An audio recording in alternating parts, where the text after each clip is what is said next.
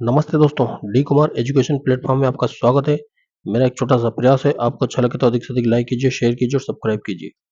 दोस्तों, क्लास 6 की माफ कीजिए दोस्तों, ये पीईबी द्वारा आयोजित middle school teacher eligibility test 2018 की जो परीक्षा थी, वो 2 मार्च 2019 को दोपहर उपरांत यानी कि 2:30 बजे आयोजित की गई थी।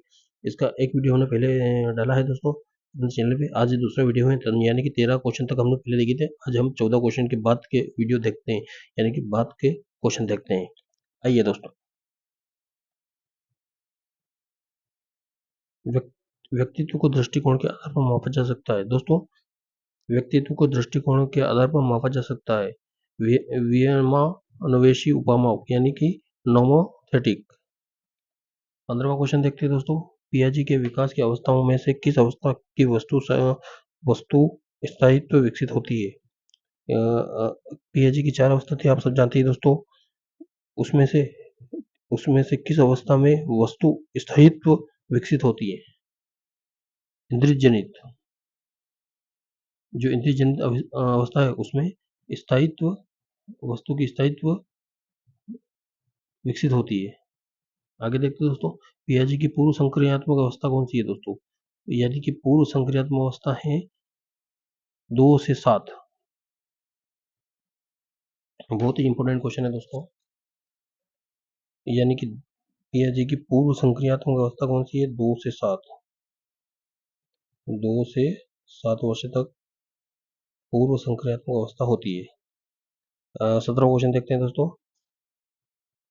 किसने कहा था कि बुद्धिमत्ता समस्या को हल करने या कम से कम एक संस्कृति या समुदाय में मूल्यांकन उत्पादों को बनने के लिए कुछ तरीकों से जानकारी को संशोधित करने के लिए जैव मनोवैज्ञानिक क्षमता है? यानी कि गार्डनर ने कहा था दोस्तों। किसने कहा था? गार्डनर ने। आगे देखते हैं दोस्तों। मनोलैंगिक विकास सिद्धांत के अनुसार एक विशेष चरण को सफलतापूर्वक पूरा करने में विफलता के परिणाम स्वरूप होगा। मनो मनोलैंगिक मनोलैंगिक विकास विकास सिद्धांत के अनुसार एक विशेष चरण को सफलतापूर्वक पूरा करने में विफलता को परिणाम स्वरूप होगा। इसका होता है दोस्तों स्तरीकरण फिक्सेशन, यानी कि स्तरीकरण फिक्सेशन।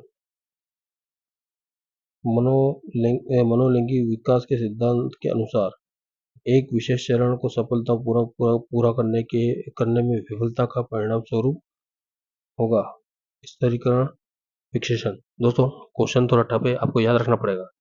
आगे देखते हैं दोस्तों। किस उम्र में बच्चे मित्र बनने की इच्छुक होते हैं? 3 वर्ष में। ये याद रखना पड़ेगा दोस्तों, 3 वर्ष में। बहुत सारे ज़्यादा बड़ी एज को भी राइट करते थे, लेकिन 3 वर्ष में बच्चे 3 वर्ष में बच्चे मित्र बनने के इच्छुक हो जाते हैं। हालांकि मित्र की परिभाषा उनको पता नहीं होती है, लेकिन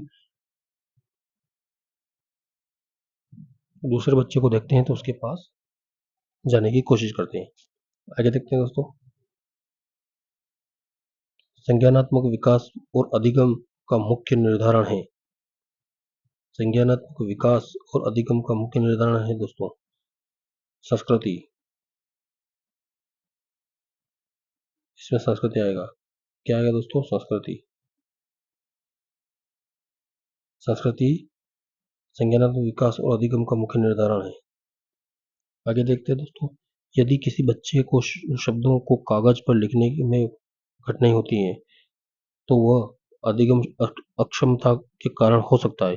लिखने के साथ संघर्ष करने वाले बच्चे को समर्थन करने के लिए कक्षा में लागू करने हेतु सबसे अच्छी अनुदेशनात्मक रणनीति निम्नलिखित है। यानी कि कोई बच्चा है जो कागज में लिख नहीं पा रहा है, तो उसमें लेखन के साथ उसको संघर्ष करने वाले बच्चों को समर्थन करने के लिए कक्षा में लागू करने हेतु सबसे अच्छी अनुदेशनात्मक रणनीति निम्नलिखित में से कौन सी है? संरचना के साथ मदद करने के लिए विशिष्ट निर्देश और ग्राफिक आयोजन प्रदान करेगा। यानी कि चौथा वाला पॉइंट सही जाएगा इसमें। संरचना के साथ मदद करने के लिए विस्तृत निर्देश तथा ग्राफिक्स आयोजन प्रदान करेगा। आगे देखते हैं दोस्तों 22वां क्वेश्चन। वह चर जिसे वैज्ञानिक अन्वेषण बदलता है या हेर फेर करता है उसे कहा जाता है स्वतंत्र चर। स्वतंत्र चर जो होता है, स्वतंत्र चर वह चर जिसे वैज्ञानिक अन्वेषक बदलता है या हेर फेर करता है उसे स्वतंत्र चर कहते हैं। 23वां क्वेश्चन देखते हैं दोस्तों। बच्चों के दिमाग में बनने वाले मानसिक नेटवर्क के रूप में माना जाता है परिकल्पना स्कीमा। बच्चों के दिमाग में बनने वाले मानसिक नेटवर्क को इस रूप में जाना जाता है परिकल्पना स्कीमा। बच्चों के दिमाग में बनने वाले मानसिक नेटवर्क को इस रूप में जाना जाता है परिकल्पना यानी कि स्कीमा। स्कीमा इंग्लिश में कहते हैं इसको। बच्चों के जो दिमाग में चलता है उसे बदलने वाले मानसिक नेटवर्क के रूप में जाना जाता है परिकल्पना और स्कीमा। 24वां क्वेश्चन देखते हैं दोस्तों। पावलोव की क्लासिकल कंडीशन के प्रयोग में कौन सा जानवर है दोस्तों? कुत्ता।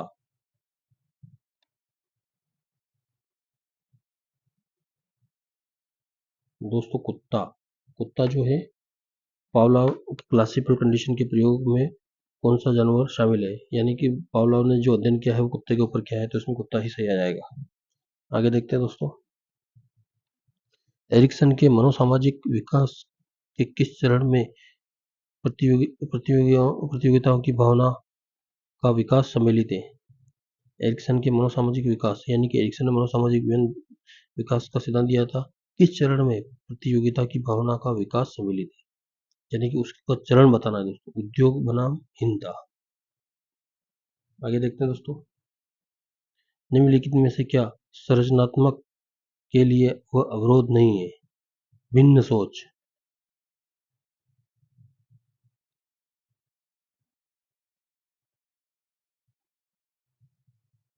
भिन्न सोच।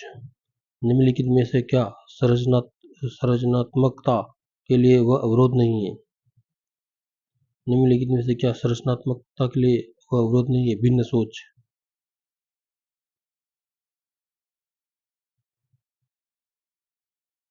आगे देखते हैं तो 27वां क्वेश्चन देखते हैं। कोशिका विभाजन में त्रुटि के कारण निम्नलिखित में से कौन सा विकार होता है? माफ कीजिए दोस्तों, विकार है।